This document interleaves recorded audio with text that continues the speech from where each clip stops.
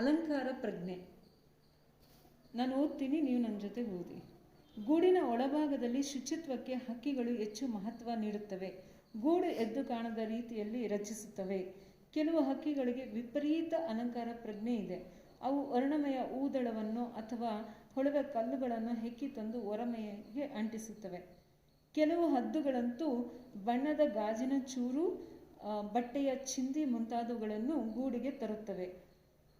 ಅಮೆರಿಕದಲ್ಲಿ ಗ್ಯಾನೆಟ್ ಎಂಬ ಕಡಲ ಹಕ್ಕಿ ಗಾಲ್ಫ್ ಚೆಂಡು, ನೀಲಿ ಶೀಶೆಯ ಚೂರು, ಈರುಳ್ಳಿ ಸಿಪ್ಪೆ ಮತ್ತು ಸಣ್ಣ ಬೊಂಬೆಯೊಂದನ್ನು ತಂದು ಗೂಡನ್ನು ಅಲಂಕರಿಸಿದ್ದು 1942 ಅಷ್ಟು ಹಿಂದೆಯೇ ವರದಿಯಾಗಿತ್ತು. ಅಲಂಕಾರ ಪ್ರಜ್ಞೆ ಮೀನ್ಸ್ ಬ್ಯೂಟಿ ಕಾನ್ಷಿಯಸ್. ಈಗ ನಾವು ಒಂದು ಮನೆಯನ್ನು ಕಟ್ಟಿಸ್ಬೇಕಂತ ಹೇಳಿದ್ರೆ will obviously compare to the neighbor one, right? Wherever you saw the nice design one, you see that better other way you will do a new design, new style, you'll adapt, isn't it? Like that only birds also has the beauty conscious. Plus it has neatnessಗೆ ತುಂಬ important ಕೊಡುತ್ತೆ ಅಲ್ವಾ. ನಾವು ಎಲ್ಲಂದ್ರೆ ಅಲ್ಲಿ ಕಸ ಹಾಕಿ ರಸ್ತೆ ಅಕ್ಕಪಕ್ಕ ಸಮಾಜದಲ್ಲಿ ಸ್ವಚ್ಛತೆಯನ್ನು ಕಾಪಾಡಿಕೊಳ್ಳೋದಿಲ್ಲ. ಆದರೆ ಹಕ್ಕಿಗಳು ಸ್ವಚ್ಛತೆಗೆ ತುಂಬ ಪ್ರಾಮುಖ್ಯತೆಯನ್ನು ಕೊಡುತ್ತೆ. This point we have to learn from the birds. So cleanliness is very very important. ಗೂಡಿನ ಒಳಭಾಗದಲ್ಲಿ ಅಂದರೆ ಒಳಭಾಗ ಮೀನ್ಸ್ ಇನ್ಸೈಡ್, ಹೊರಭಾಗ ಔಟ್ಸೈಡ್, ಅಪೋಸಿಟ್. ಶುಚಿತ್ವ means cleanliness. It gives more importance. ನಮಗೆ ಕೈ ಕಾಲೆಲ್ಲ ಇದ್ದರೂ ಕೂಡ ಎಲ್ಲ ಒಂದು ಕಡೆ ಕಸ ಬಿಸಾಕ್ಬಿಟ್ಟು ಹೋಗ್ತೀವಲ್ಲ, ಆ birds everything it will clean with the beak, right? So it gives much importance ಅದರ ಸರೌಂಡಿಂಗ್ ಗೂಡಿನಲ್ಲಿ ಕ್ಲೀನ್ ಇರಬೇಕು ಅಂತ. ಇನ್ನೊಂದು ಏನಂತ ಹೇಳಿದ್ರೆ ಅದಕ್ಕೆ ತುಂಬ ಬ್ಯೂಟಿ ಕಾನ್ಷಿಯಸ್ ಇದೆ. ವಿಪರೀತ ಅಲಂಕಾರ ಪ್ರಜ್ಞೆ ಅಂದರೆ ವೆರಿ ಮಚ್ ಬ್ಯೂಟಿ ಕಾನ್ಷಿಯಸ್ ಇದೆ. ಏನು ಮಾಡುತ್ತೆ, ಅದ್ರ ಗೂಡು ಚೆನ್ನಾಗಿ ಕಾಣಿಸ್ಬೇಕು. ಓಕೆ, ಅದಕ್ಕೆ ಏನು ಮಾಡುತ್ತೆ, ವರ್ಣಮಯ ಅಂದರೆ ಕಲರ್ಫುಲ್. ಹೂದಳ ಅಂದರೆ ಪೆಟಲ್ಸ್, ಫ್ಲವರ್ಸ್ ಪೆಟಲ್ಸ್ ಇರುತ್ತಲ್ಲ, colourful flower petals, plus stones will be there, no shining stones. See, it can be identify the shining stone colors also. ಅದನ್ನು ತಗೊಂಡು ಬಂದು ಏನು ಮಾಡುತ್ತೆ, ಗೂಡಿನ ಹೊರಗಡೆಗೆ ಅಂಟಿಸುತ್ತಂತೆ. ಹೊರಮೈ ಅಂದರೆ ಔಟ್ಸೈಡ್, ಸ್ಟಿಕ್ ಮಾಡುತ್ತಂತೆ. ಅಂಟಿಸುತ್ತವೆ ಮೀನ್ಸ್ ಸ್ಟಿಕ್ ಮಾಡುತ್ತೆ, ರೈಟ್? ಇನ್ನೊಂದು ಕೆಲವು ಹದ್ದುಗಳು ಏನು ಮಾಡುತ್ತಂತೆ ನೋಡಿ. This many birds has this one. The next one, ಕೆಲವು ಹದ್ದುಗಳಂತೂ ಬಣ್ಣದ ಗಾಜಿನ ಚೂರು, colourful glass pieces it will pick it seems. Then ಚಿಂದಿ ಕ್ಲಾತ್ಸ್ ವಿಲ್ ಬಿ ದನ್ನು, ಚಿಕ್ಕ ಚಿಕ್ಕದು ಬಟ್ಟೆ ಇರುತ್ತಲ್ಲ, that all it will bring to the nest and ಅದನ್ನು ಡೆಕೋರೇಟ್ ಮಾಡುತ್ತಂತೆ. ಯಾವುದು? ಹದ್ದು ಅಂದರೆ eagle. Next one more bird example that they are given here. ಅಮೇರಿಕಾದಲ್ಲಿ ಗ್ಯಾನೆಟ್ ಅನ್ನುವಂಥದ್ದು ಸೀ ಬರ್ಡ್. ಇದಕ್ಕೆ ತುಂಬ ಬ್ಯೂಟಿ ಕಾನ್ಷಿಯಸ್ ಅಂತೆ.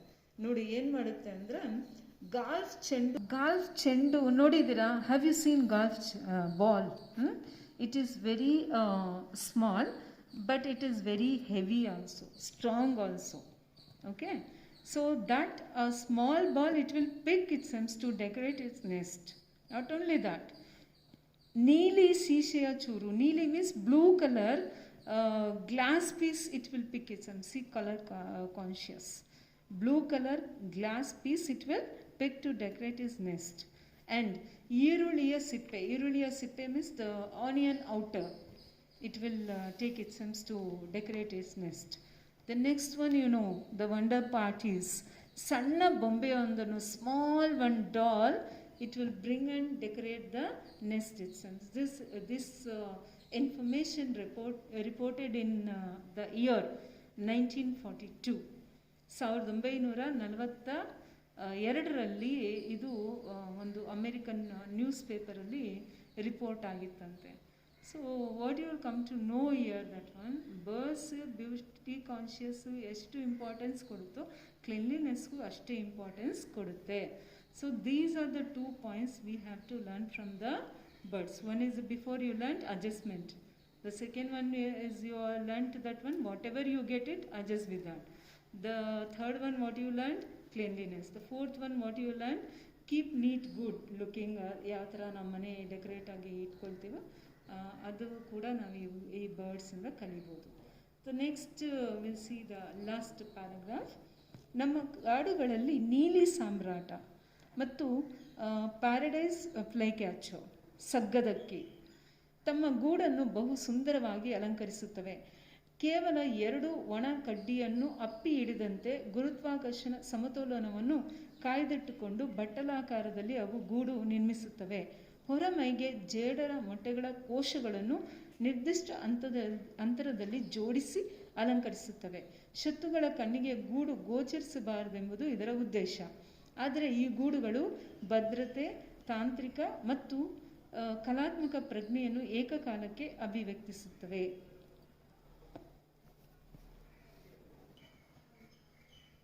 ನೋಡಿ, ಇದು ನೀಲಿ ಸಾಮ್ರಾಟ, okay, blue flycatcher, this one. So ಇದ್ರ ಜೊತೆ ಇನ್ನೊಂದು ಹಕ್ಕಿ ಇದೆ, I show you the pick later on. Paradise flycatcher ಅಂತ, ಅದು ಸಗ್ಗದಕ್ಕಿ. ಏನಿದ್ರೆ ಎರಡರ ಸೇಮ್ ಕ್ವಾಲಿಟೀಸ್ ಅಂತ ಹೇಳಿದ್ರೆ, ಇದು ಗೂಡನ್ನು ತುಂಬ ಚೆನ್ನಾಗಿ ಅಲಂಕರಿಸುತ್ತೆ. Very beautifully it will decorate is nest. So what is the reason to decorate ಅಂತ ಹೇಳಿದ್ರೆ, ಎನಿಮೀಸ್ ಕಣ್ಣಿಗೆ ಇದು ಕಾಣಿಸ್ಬಾರ್ದು, ಗೂಡು ಅಂತ ಅದಕ್ಕೆ ಗೊತ್ತಾಗಬಾರ್ದು, ನೆಸ್ಟ್ ಅಂತ ಅದಕ್ಕೆ ಗೊತ್ತಾಗಬಾರ್ದು. ಅದಕ್ಕೆ ಅದೇನು ಮಾಡುತ್ತೆ, ಅದನ್ನು ಚೆನ್ನಾಗಿ ಡೆಕೋರೇಟ್ ಮಾಡುತ್ತೆ.